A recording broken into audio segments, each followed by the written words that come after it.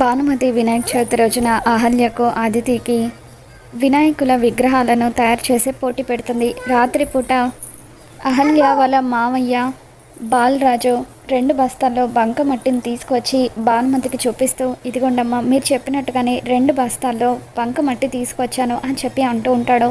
ఇంట్లో అందరూ కూడా అక్కడే ఉంటారు.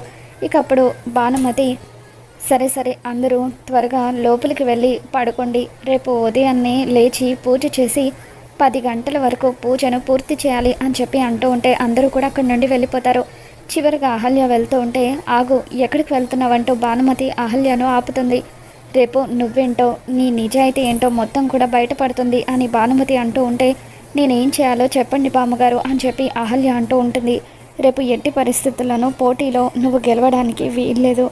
వినాయకుని విగ్రహం తయారు చేసే పోటీలో అదితి మాత్రమే గెలవాలి, నువ్వు ఓడిపోవాలని చెప్పి భానుమతి అహల్యకు వార్నింగ్ ఇస్తూ ఉంటుంది. మరి నిజంగానే అహల్య ఓడిపోతుందా, లేకపోతే గౌతమ్ దగ్గరుండి అహల్యను గెలిపిస్తాడా? ఏం జరగబోతుందో మళ్ళీ మన ఛానల్లో తెలుసుకుందాం. ఈ వీడియో మీకు నచ్చినట్లయితే తప్పకుండా లైక్ చేయండి.